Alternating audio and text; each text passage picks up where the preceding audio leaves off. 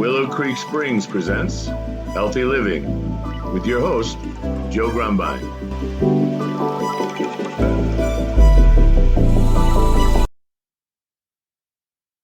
Well, hello and welcome back to the Healthy Living Podcast. I'm your host, Joe Grumbine, and today we have a very special guest. His name is Troy Laing, and this guy is a visionary biohacker and a leader in human performance. He's dedicated to empowering individuals to unlock their fullest potential. He's got a career in fitness spanning over 2 decades. And Troy, it's a treat to have you here. I love biohacking. I'm a biohacker myself, and anything that has to do with finding your peak performance, finding your potential, I'm all about. So welcome to the show. How are you doing today? Yeah, very well. Thanks, Joe. Thank you for having me on. I really appreciate it. After reading a bit about your own journey and your story, I felt we had a lot of things in common in regards to biohacking and looking for alternative treatments, especially people going through diagnosis with cancer and wanting to avoid things like chemotherapy and some of the heavier things that are out there in the medical industry. And we actually currently do have a couple of patients that are either have been going through chemotherapy or going through these types of challenging health issues. And we have a lot of different technologies and how we combine them. We've seen great results with actually helping heal people and to slow the growth and reverse the effects of some of the diagnoses that they've had. So it's a pleasure to be here and sort of connect what we do in regards to your own journey and the path you've been on with your own story. I love that. And some of the things you said are very relevant. There's not a simple answer to most people's problems, and whether it's cancer or diabetes or MS or obesity or addiction or on and on, whatever the problem is, sometimes there's a root cause and a single product or treatment solution, but generally not. And I think a lot of the answer comes from, learning and trying and getting out there and putting things to the test and discovering what works for you. And that's really kind of what biohacking is all about. As you said, I've been through this crazy journey that's taken me all over the place, from plant medicines to frequency medicines to oxygen therapies to heat therapy, everything. And in the end, I'm a new man. I'm gonna find out Monday if I've gone all the way and solved this or not. But I'm well on my way. And I suspect you've got a lot of good input as far as some of the things. And frankly, I've explored a lot of things, but there's plenty of things I haven't. And I'm always open to hearing about new technology, new discoveries, new developments. Yeah, and I think kind of what you're touching on, which is very important, is biohacking. We're hacking into our biology, and we're all uniquely different. So some people respond better to certain treatments than others, and some people don't have not a positive response, but maybe not as much as a influential response to some treatments. And for some treatments, they just take a certain amount of time before the body is able to absorb that energy and convert that into a healing process. So like you said, you've been on this journey where you've been exploring so many different treatments. And one of the things we do, like some of the treatments we have here, which you touched on, PMF, which is frequency treatments. We have LED light stimulation, so infrared and red light therapy. And another thing you mentioned, oxygen. So we have a hyperbaric oxygen chamber. Mhm. And what I've found is with my recovery center, we're using them in combined synergistic effects. So have you ever heard of a brain tap? It's an audio. Yep. Yeah. So our super healing protocol incorporates basically 4 of the modalities that we stack together. We start our patients on the brain tap and the PMF at the same time. So for viewers unfamiliar with what brain tap is a headset device that uses light and audio frequency with design meditations, audio meditations. And the clinical studies and science behind it is we're shifting your brainwave activity into more of a delta or theta, which is your parasympathetic state, which is our recovery state. Right. Now, why we do that as the precursor to other treatments on our super healing protocol is because our brain is what's sending and receiving signals for healing the body. And if you're in an overstressed psychological state, your brain is less adapt to maximizing the benefits of the next treatment or therapies you're going to go on to. Agreed. On the PMF, we're increasing blood flow and circulation, microcirculation. Our mat has infrared technology in it as well, so we're reducing inflammation. And then that's setting us up to move on to our light stim LED bed. So we have the LED bed that has 2 different wavelengths of red light, 2 different wavelengths of infrared light. And you'll see a common theme that majority of the applications and therapies we're using are doing similar things using different ways of different wavelengths or different ways of energizing the cell to get a different response. So once again, when we get onto the red light bed, we're increasing blood flow and circulation, reducing inflammation, but then we're increasing the amount of ATP or cellular energy your cells can produce, as well as getting better communication between those cells. As we are made up of trillions of cells, how those cells communicate and how much energy they can produce from their mitochondria determines how we function on a cellular level. With that bed, it's been shown to release trapped nitric oxide from the cell, which allows more oxygen into the cell receptor.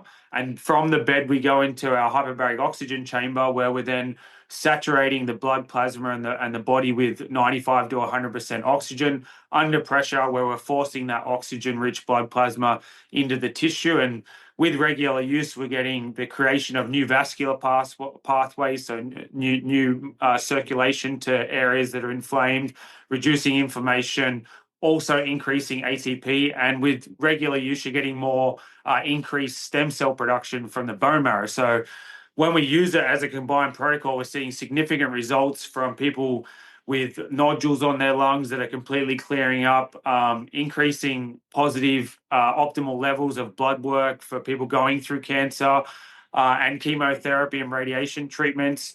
What I've found here, unfortunately, we live in a country where it's very geared towards lining the pockets of the big pharma people. And so you mentioned something about root cause. Unfortunately, we live in a space where doctors aren't hyper focused on looking at the root cause. They want to put a Band-Aid on a gaping wound. Symptomatic. Yeah, completely symptomatic. We're gonna cover up your symptom, and then we're gonna put you on an endless loop of one thing needs another thing needs another thing. You never take one drug; it's always a cocktail. Yeah, it's not the healthcare system; it's a sick care system. You know? Yeah. Yeah, so and then we start incorporating things like, we are biohackers, so I've incorporated things like methylene blue, which is helping boost the effects of red light, helps offset the oxidative stress that is happening in the chamber, and then for each client, it's really their biofeedback in regards to what's happening for them is the best markers that we have, because they're giving me the best feedback on playing around with different pressures, playing around with the amount of time they're exposed to certain energies and certain treatments on the bed.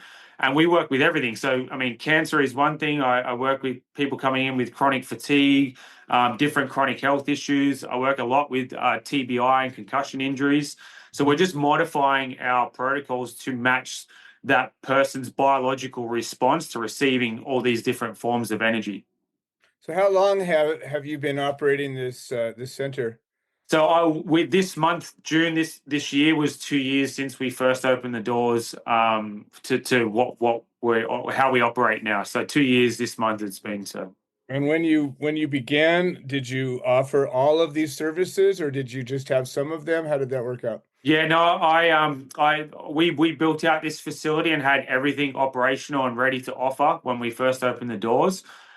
So we hit the ground running once we opened and had everything. So outside of that, we're talking about more serious health issues, but we are a longevity and performance recovery center as well. So we work with high-level athletes and just the general community who are more interested in one, having more control over their health, being more aware of it, and interested in different protocols, different therapies for better life longevity as well.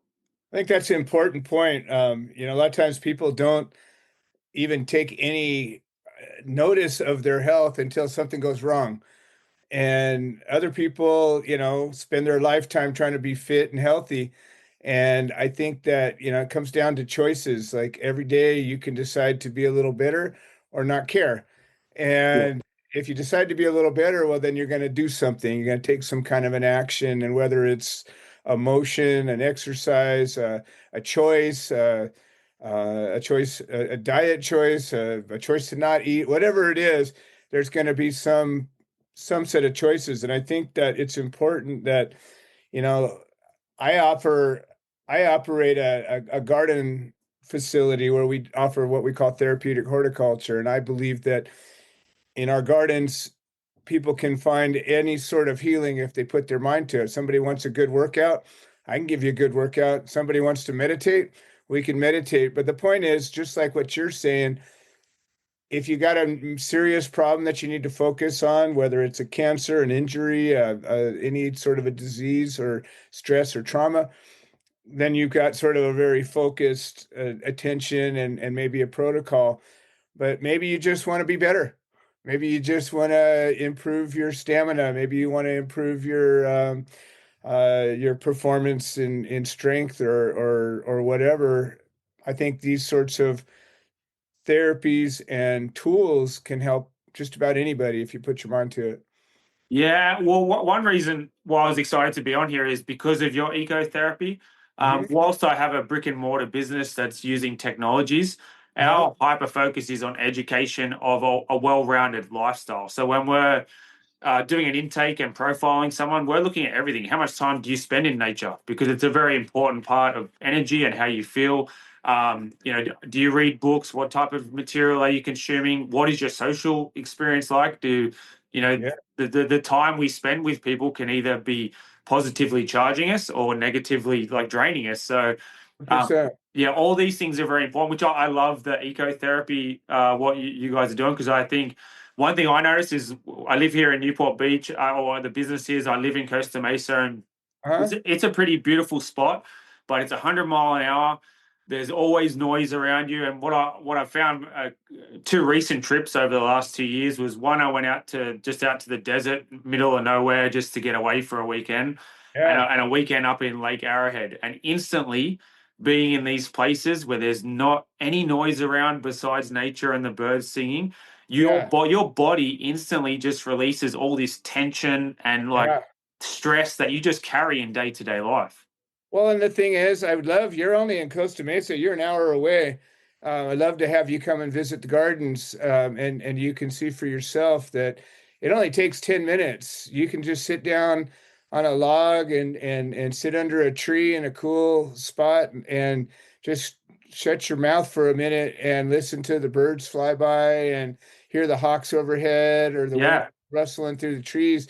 And almost instantly, you feel your body start to release that tension and stress that, you go in the city and your body puts up a shield yeah, because it's being bombarded with vibrations, frequencies, energies, words, sounds, all of these things that you're literally, energetically, you're going like this to try to protect yourself from it. And then when you get to a place that's quiet and where you know that you feel safe and you don't feel like something's going to come out and maybe yeah. assault you, it's a whole different thing. And as you begin to relax and let go, there's a healing that happens almost instantly. Yeah, yeah, and when you're, I don't think when you're in this environment and you don't get away from it, you don't really understand how that feels until you put yourself in that space, and you're like, oh, Sure. this is how it feels like to just let go and relax, and my body can let go of all the tension. Absolutely. Absolutely. And that's kind of the tools that you have. The hyperbaric, for some people, it's a little rough. For me, I popped my ears pretty bad. It was a little difficult to get used to. But when you're in it and you get acclimated, it's a very peaceful, serene kind of a place. You're in your own little bubble, so you can let go. In the infrared space, it's the same thing. Like, I've got an infrared sauna that I use sometimes. I do a steam sauna, Yeah. and but being in that place, you're kind of in your own space, so you're not, again, thinking about what's going on outside. It's generally quiet, or there's a white sound that you can, deal with, so you're not being bombarded. You can, even in that environment, you can sort of uh let yourself go to that place.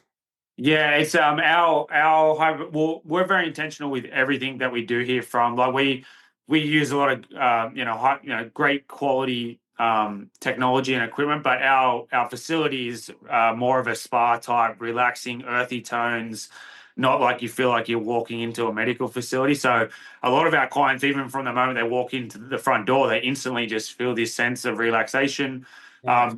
Things like the chamber in each room, we're generally playing healing frequencies and tones that are really relaxing and just allowing people to disconnect and not be so. I always well one thing so one of the other therapies we have is a cold plunge. I'm a big cold plunge enthusiast. I've been doing it for quite a long time, but I teach breath work. So I teach breath work practices outside of cold plunging. I teach people how to have more emotional fight or flight control in any environment, but using a cold plunge where it's present in the moment when you're trying to All right, control. you're going to deal with that 1 minute or one way or another for sure. Yeah, but that's why for me, cold plunging really and breathwork changed my life. It was a huge defining point in my life. When I was in Australia, I met a community that every morning would meet for cold water dips at the beach, no matter what time of the year it was. And Nice. they were very heavily involved in doing breathwork practices and having the deeper spiritual connection to breath, uh, Hmm. and and using it to control your emotional response and stress to your environments in general.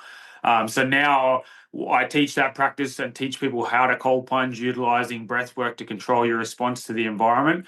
And then from a spiritual sort of deeper breath work point of view, we actually do events every month or 2 months where we do a big breath work meditation sound healing events. So they're where yeah, these are events where people have that transcendental type breathwork experience, that out of body type experience. But even in those ceremonies, I've had people who have come in with injuries, and after an hour of deep, collective transcendental breath work, the injuries and niggles and pains they've had are completely gone.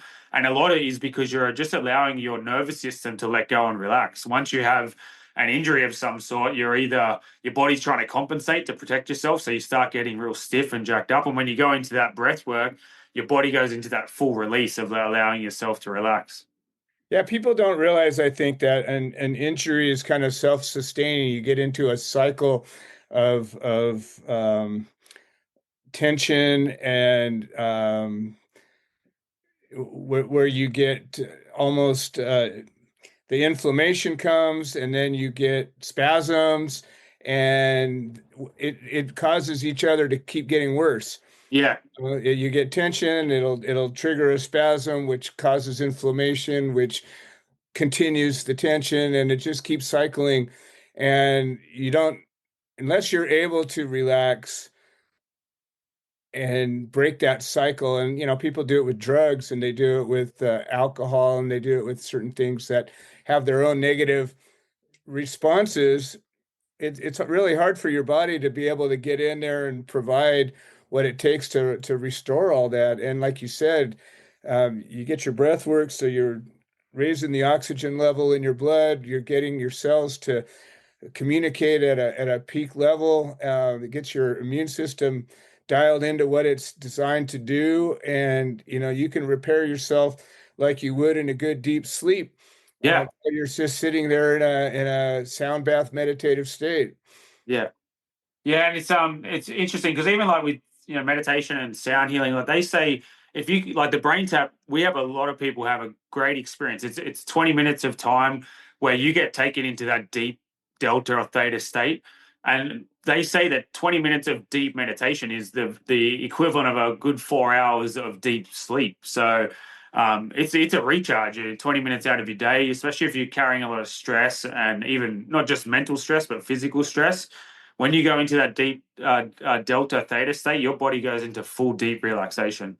and people feel the significant difference. So a lot of the time I have to kindly wake people up out of their meditative state, and they almost come back from like not being present in the space, like where have I been type thing. It's That's amazing. I've experienced that in a number of different ways, and sometimes involving plant medicine, sometimes just in meditation. And recently, with my experience, I came close to death not that long ago, and I learned about attend, putting all of your energy to one thing and the power that can come from that. And it's very seldom that your life presents something where you have to give it all of your attention, and it's meditation kind of you kind of do that in if you're able. I've always struggled with that, yeah, and my brain just couldn't hardly get it to quiet down.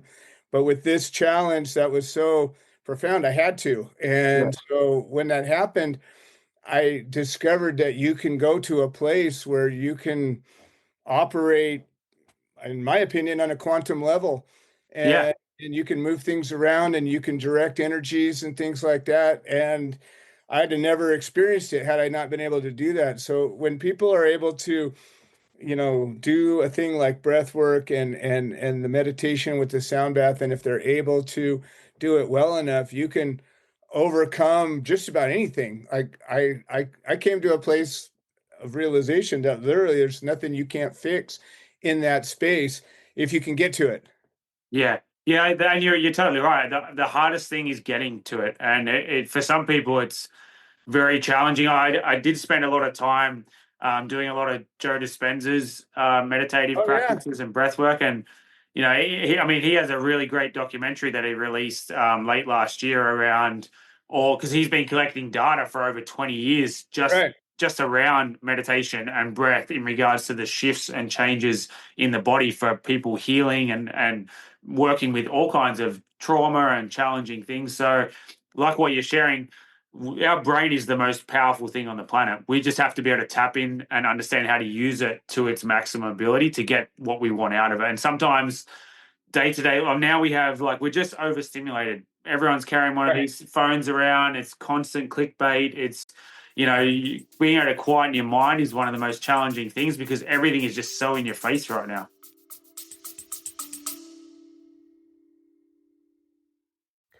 Hi, this is Joe Grumbine, and I wanted to share an update. The platform that hosts this podcast has made some changes to the subscriber settings, and we have a number of subscriber-only episodes that we offer to the supporters, and for a minimum of $3 a month, we can get you signed up. And if you're already signed up and you're having some kind of trouble locating these episodes in the other platforms, I would say maybe the best answer is to unsubscribe and then resubscribe. I'm sorry for the hassle. I don't have any way to make a change, but I'm very grateful for all the support. Thank you. Well, that's why getting out in nature can be so amazing. Like I just got back from a few days up in the Sierras, and you go up to a place where there's no signal, and you don't care. Yeah, yeah, You that's bring your right. phone because it's a camera. You catch some pictures, but other than that, there's nobody to talk to and nobody to hear you, and you just get out there and in nature and experience it and feel the sun on your face and the wind and breathe the clean air and listen to the eagles flying by and you I've learned that you can disconnect pretty quickly when you don't have the option. It's like, oh, cool. I don't need that. I don't want that, but when it's there and ever present and nagging at you, everybody's got some little dinger turned on and it's like ding, ding, ding, ding, ding. Hey, Yeah, yeah, look at me. Hey, look at me. Hey, look at me. And it's constantly stimulating, your little dopamine receptors going, oh, there's something here for me. A little treat, little treat, little treat. yeah, yeah. And it's just like doing a line of cocaine. It's just these little or sugar or some little some drug. It's just like each time these things happen, you get yourself geared to, oh, something's happening. It's going to be, I'm going to get a little pat on the head or whatever. And I think it's really caused a lot of harm to society. In the last 15 years, I grew up and there wasn't any of this. There was no cell phones, there was no video games, there was no computers. And the life that I spent as a kid, we went out and played. We rode bikes, we explored, we had friendships, somebody called, you picked up the phone and talked to them, and it was a whole different world than we have today. And frankly, I think it was a better one. I agree. I mean, I'm 42, so I grew up in the 80s on the cusp of like before technology took off too much. So when I was a kid, there was no mobile phones. We still rang the house phone. If no Yeah. one answered, we rode our bike over there to see if they were home. You know what I mean? Yeah. And we live by when the street lights are on. That's when you come home type Yeah. situation. And I messaged a good friend back in Australia only a week ago, and he lives on a beautiful property. He's got 7 kids. They have out in the middle of nowhere, stream Right. running through it, and they still live like simple, natural, life where they're still out doing stuff. They've got animals and things, and That's like good. I feel like yes, there's certain aspects of technology that's evolved us and has a positive effect, Oh, but sure. there's so much of it that has Tools. had a huge negative effect from a psychological point of view, for sure. I think there's valuable tools and computers and the access of information. We've developed, our technology and our understanding of things exponentially from what it was. When I started studying herbs, I was going to used bookstores and reading books. And now I can look up anything anywhere and identify anything and get a published study. And my learning curve is dramatically faster than it was. Yeah, But when you take these tools and turn them into a crutch or worse, a drug, then yeah. it turns sideways on you. Speaking of that, I always like to understand, where somebody comes from. Like my journey, I have a story what brought me to this, and it had to do with my health issues and my experience with Western medicine. What got you to be interested in this biohacking and performance? So mine comes from more of a background of addiction and substance abuse, and sort of working through challenges with childhood trauma. We all have a story, and no doubt majority of us have this challenging life story that constructs our subconscious as we grow into adults that we need to sort of unpack and unfold. So, well, I grew up in a very domestic environment that was fueled by alcohol and domestic verbal violence. And at a young age, I started drinking. 15 years old, I started drinking pretty regularly. That led into marijuana.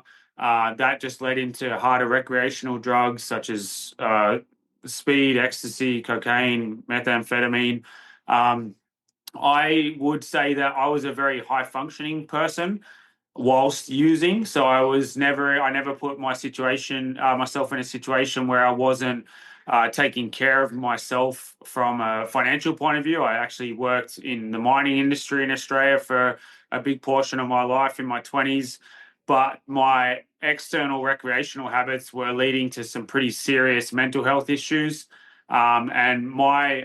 I feel that part of my change was just the evolution of me being a man. And I feel like men evolve through certain age ranges where things just shift and go, okay, if I don't make any changes now, like I'm either going to end up killing myself, not intentionally, but like with the life I'm living, or I'm not going to have the future that I want, like a wife, of kids and things like that.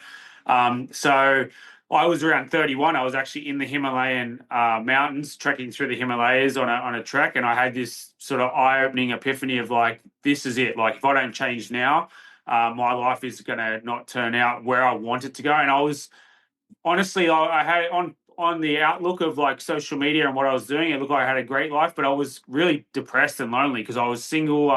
I couldn't hold down a relationship. I was a wild sort of person in regards to my habits. When it comes to biohacking, from the age of 15, I walked into a gym and I was fascinated with weight training. So weight training became my tool that I used through alcoholism, addiction, and substance abuse. Throughout these periods of time when I was having struggles with mental health and substance abuse, I never lost touch of that physical feeling of being in a gym and using weight training to escape the outside world. But when I decided that I wanted to make these changes, I started diving deep into childhood psychology, early brain development. I wanted to understand like why I made the decisions I did, why I would choose substance and alcohol and things to help with my feelings or emotions. And then that led me down into biohacking. I got into detoxing through sauna and steam rooms. I actually found a float center, like the flotation therapy. And Nice. through that, I was working with a lady that was helping me unpack some of my childhood stuff. And with float therapy, I had these huge breakthroughs emotionally with what I was trying to let go of and what I was trying to unpack subconsciously that was making me make decisions or constructing my subconscious the way it was, that was sabotaging who I wanted to be. That and it's funny because when you're synergistically ready to open yourself up to see these different things, then different things get put into your wheelhouse of 100%. other things that you can explore. So through the community that ran the float center, I found this community that met every morning and did cold water therapy, cold plunges, and that Nice. led me into breath work, that led me into meditation, and it just kept evolving. Then I just became, over the last 10 years, became extremely fascinated in biology, how to manipulate or basically take control over your biological response through external influence, whether it be supplementation, peptides, light therapy, and it just kept evolving. And I was really good at what I'd done on my own personal journey. And my big dream was to open up a gym with a wellness and recovery center in it. All right. And then 2 years ago, we just had this opportunity with a suite that was the perfect size to bring the wellness center and recovery center together in one space. And then that's where it took off from. And that's where I started to really specialize in putting all my knowledge and my own personal journey together with all these different treatments to then help people that were managing everything from chronic health issues to cancer to just longevity protocols or athletic performance stuff. So I love it. It sounds like you were very fortunate. It seemed like you always kept at least one foot or a toe at least in reality. A lot of people let themselves just go and they go down the hole, but it seems like you always had at least an anchor that was aware of your real existence. So yeah, that's yeah, that was physical exercise. Without that, I don't know if I'd still be here. agreed. So we're getting low on time, but I always like to hear in a situation like yours, in 2 years, you've probably ran into a lot of clients. There's probably at least one that stands out as a remarkable story of recovery or transformation. Why don't you share one of those stories with us? Yeah, well, so she's become we're very community based. So everyone that comes in here becomes part of the culture community, and we're like part of our family. So Chrissy and she quite happily lets me share her story. So names and things are totally fine. Chrissy came to us. She has a rare form of lymphoma bone cancer in her hip. She had been through multiple stages of chemotherapy trying to slow the cancer's growth, and her body was not responding to the treatments. And she was given anywhere from a week to a month to you might live 6 months sort of diagnosis. And she found us organically through friends of ours and came in, and basically she'd been given a death sentence. So she was open to trying anything. She came to us and stopped doing chemotherapy, and I laid everything out for her of what I know our technology and therapies can do to regenerate her body. And she spent 3 months with us without doing any chemo drugs or anything from the Western medical world. And what was surprising was when she came to me, her oncologist at the time told her to not do hyperbaric oxygen treatments, which, if you understand the science behind what is happening with cancer cells and how powerful Oh, oxygen is, absolutely. that's correct. And that's what I mean. There's so Yeah, much distorted information, even with professionals, that they don't yeah. really understand what they're talking about. I get And it. I laid it out for her. I said, if you come and do these treatments 3 or 4 times a week, I'm promising you, and I tell people I'm not here to make promises. I can't make guarantees, but I believe in what we do. Yeah. Spend 3 to 4 days a week with me doing my super healing protocol and give me that time and see how your body responds.